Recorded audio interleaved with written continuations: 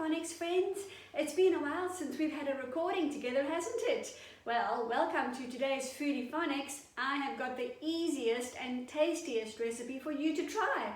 But first, let me tell you about the sound that we're going to learn about today. It's these two letters together, letter T and letter H. When they are next to each other like that, they make a sound. Now, this is the first time that you get to poke the tip of your tongue out. Put it between your teeth and say like thank you or thumb. Did you know that your thumb is not a finger like the rest of your fingers? Your thumb is a thumb for thumb.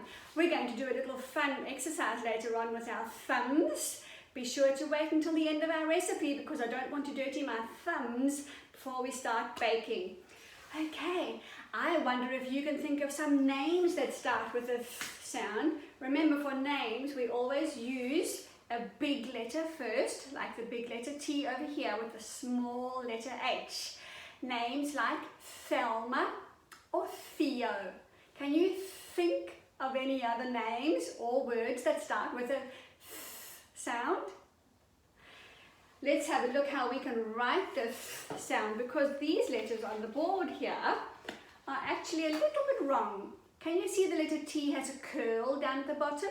It shouldn't have a curl, it should be a straight line. So I'm going to show you how to write a letter T and a letter H next to each other. Are you ready? Let me turn my board around. Okie dokie. I'll bring the board closer to you when I'm finished writing. So for letter T, it's a straight line down, just like that, and then a little line across, sort of near the top. For letter H, we start a little higher, and we go a straight line down, and then a little up, around, and a hop. H for hop. I'll try again. My texture seems to be running out. There's the little hop. Now, when they're together like that, they remember the sound that they make is a sound. Okay, for today, our recipe is going to be thumbprint thins. We're going to use our thumbs to make thin tarts out of bread. Did you know that your thumbprints are different on each thumb? And they're different to everybody else's thumbprints. That's what we're going to have a look at when we are finished baking. Right, I've already sprayed my muffin pans with some spray and cook so that our tarts don't stick to the muffin pans. I'm going to move all the yummy ingredients closer to you so that you can see them. And then I'm going to show you that we're going to use bread.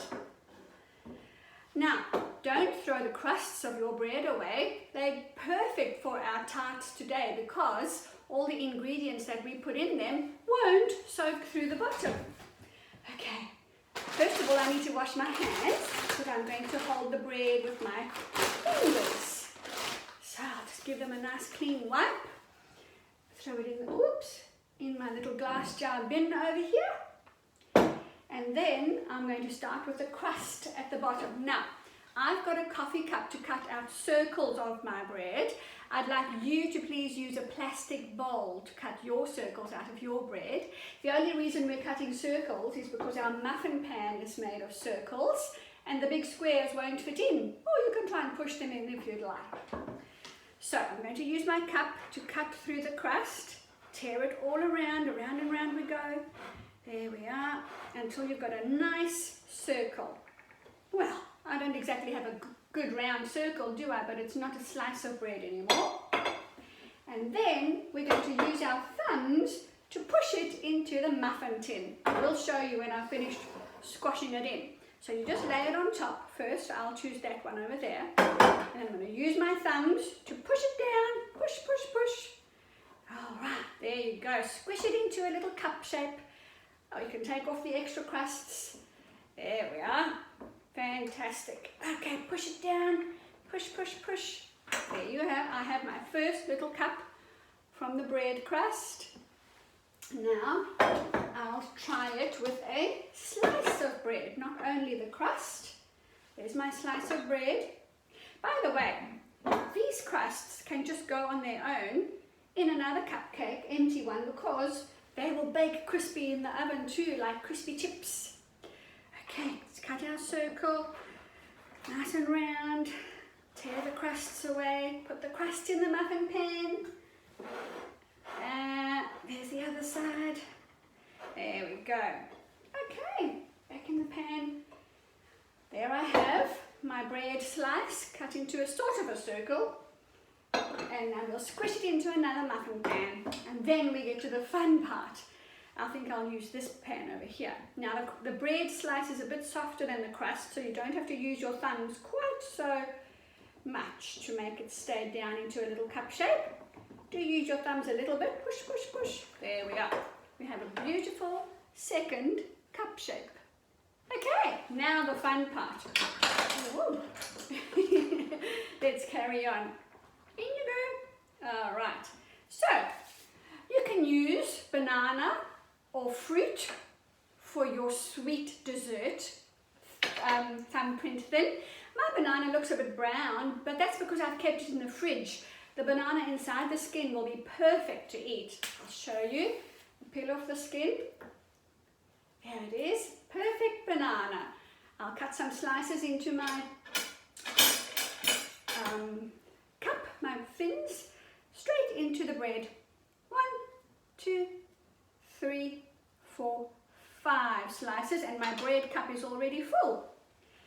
Okie dokes. Put the banana back down, and then I'm going to choose custard on top of my bananas. It will be like a banoffee tart, won't it?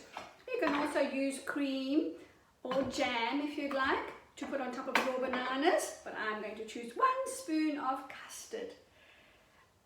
There we go. Oh, that's going to be a delicious banoffee. Yummy. Okay, now we're going to make a savory one. Savory one means it's not sweet, it's a bit salty. You can use mushrooms, you can use chickpeas, or you can just use cheese like I'm going to. I'm going to have a little cheese tart. There's my little tub of cheese. It goes into my thumbprint thin bread. There's the cheese. And then I like a bit of spicy food, but if you don't want paprika spice, you can use herbs to flavour yours. I'm going to sprinkle a little bit of paprika on mine. Oh, it's going to be spicy.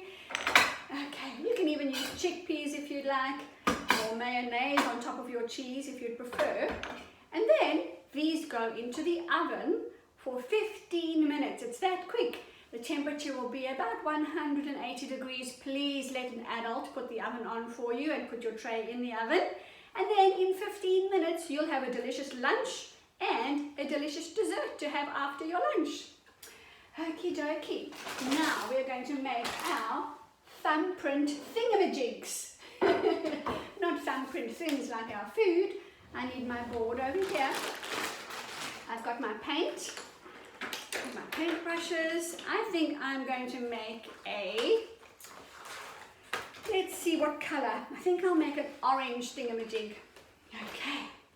So I'm going to squeeze the paint out a little bit onto my toothbrush.